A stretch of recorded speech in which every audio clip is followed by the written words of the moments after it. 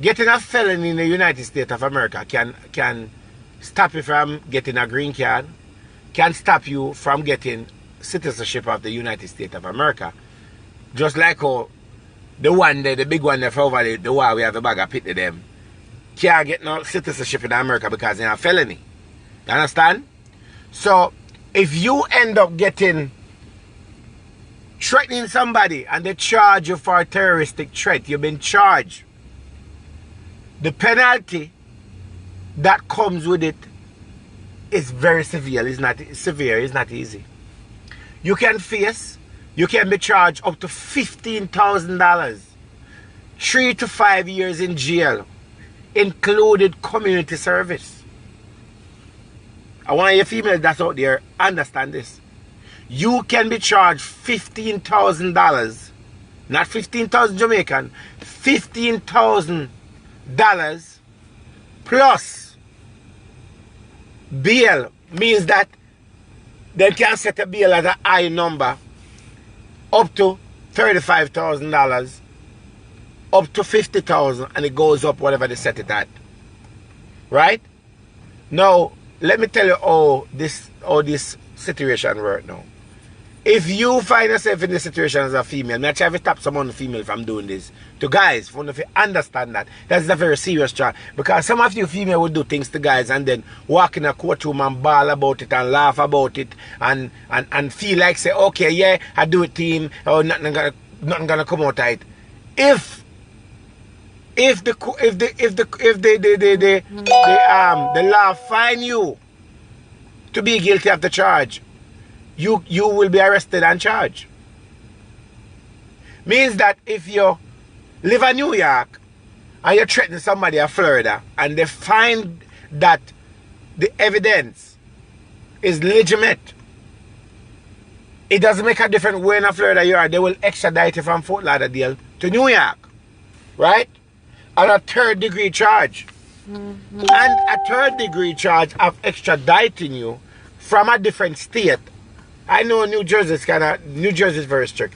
But anyway, the extradite from a different state means that if you're driving a car in Florida and you get pulled over and you have an extraditement on you, when that police pull you over,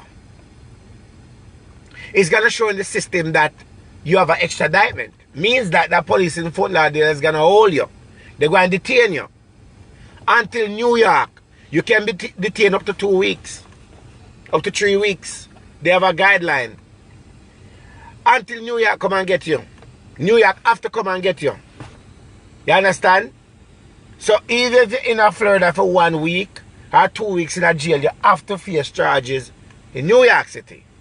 So that means New York is going to come and get you. Now, what are the likely chances of it happening? It happens very regularly. You have people, you have law enforcement that walk around. Their job is to walk around and pick up people, no matter where you are. They will go to New Mexico. They will go to Jamaica, wherever you are, and extradite you on a charge. Right? And that is what they do. You cannot say to a police if them pull over and say, well, I didn't know about it, or I got to contact my lawyer. That doesn't have nothing to do with them. Their job is to bring you in, process you, for the next party to come and pick you up. Now, let me tell you why you guys should not do this as female and as guys. Vice versa. Why you should not do this. If you find yourself in this situation and you have been processed in Florida, remember, you can lock up in a Fort Lauderdale for up to 2 weeks, up to a week. Right?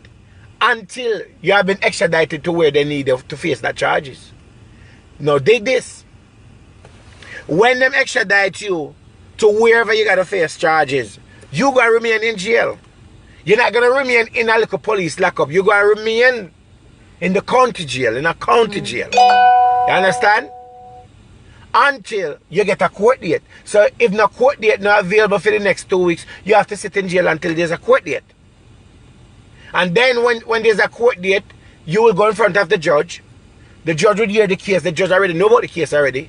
And most of the time what the judge do send you back in lockup until another court date while the prosecutor deal with the paperwork. Now the prosecutor is not the kind of person anybody should mess with.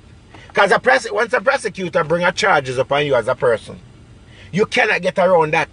The prosecutor have to carry out, or they have to carry out, and they have to come up on the winning side to make sure that they're prosecuted to the highest level. Whether you want to plead, whether you want to work out a deal or not. Some people plead guilty, some people plead not guilty. Some people plead guilty and get a bail and, okay, 50,000, 75,000 and come out. And then you have to go back to court. You understand? Now, if you don't live in New York and you live in Florida, well, they're going to hold you and you have to come back to court. But then most likely they're not going to allow you to go back to Fort Lauderdale for the chance of you running. Now, let me explain to you and tell you something about that, what can happen.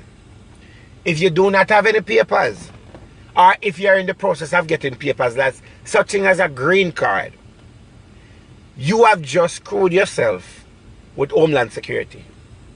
Means that once you have a felony that enter in the system, it goes in our database system and it will come up on your record, and then you have a problem. Now, it's not only no ban, yes, sometimes you get no ban, which is true. It's not only that you will be arrested.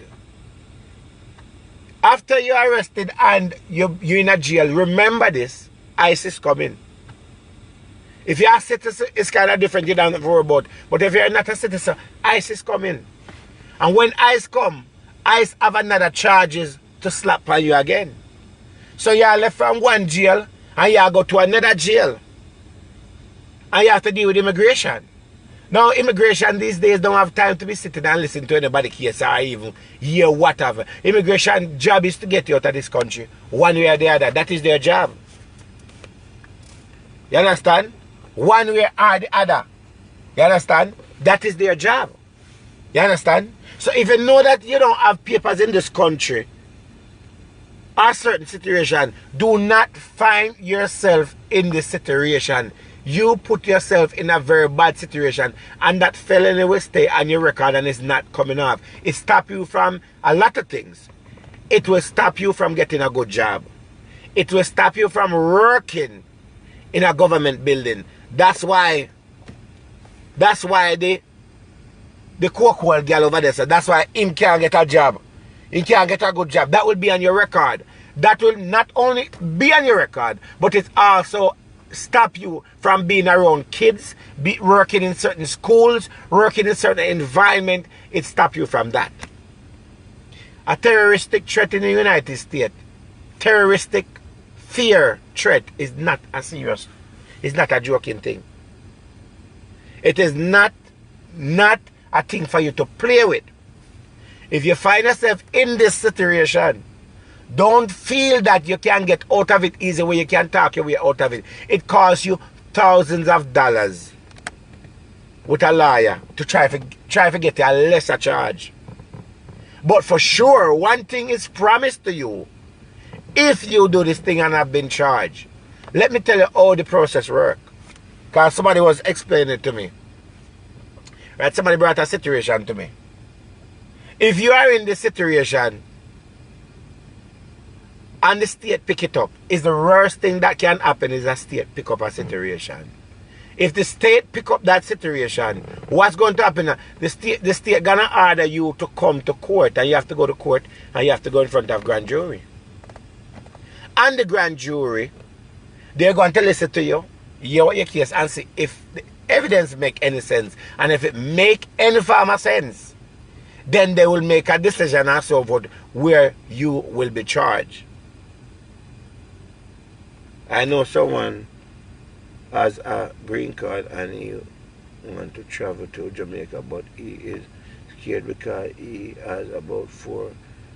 Will be there. I would have to ask Miss Pinnock. Right now, anybody that have any kind of felony and all kind of things, stay put and get a lawyer to clear before you even go any further. Because you can't find yourself in that situation. Right? And once a grand jury make a decision and say, okay, they find the person guilty of the charge, it's a problem. That means that you'll be now placed in front of a judge. And when you place in front of a judge, the judge job is to sentence you. You can do up to community service, but you will be jailed. You will be doing time in jail. You can spend 3 years to 5 years in jail for something like this. 3 to 5 years in jail. 3 to 5 years you can spend in a jail for threatening to take the life of somebody, threatening to shoot somebody, threatening to chop up somebody, threatening to burn somebody, threatening to use chemical on somebody. It's a very serious charge. Very, very, very serious charge. You don't want that. So if you know say you're not on a green card and you watch me right now and you're in that situation, you're in a very bad situation. Very, very. Listen, they don't care if you have 20 pitney. You don't care if you have 50 pitney. They're going to charge you. You're going to do time, and they will make their decision from that point on. But you will be arrested and charged. You can't go around it and so forth. Whether you're a man or whether you're a female. So you say, female that love walk around. And you have brother or man or whatever it is, and you feel like so you can do this and get away. And you can go in front of police and judge and bawl looking for sympathy. It does not work that way anymore. The law does not only protect female, the law is protecting male now. Because if you remember this, you don't want to end up in front of a wrong judge. If you end up in front of a judge and a judge is on the other side, you know what I talk about, you can find yourself in a very bad situation. Very bad situation. You understand? Very, very bad situation. You understand?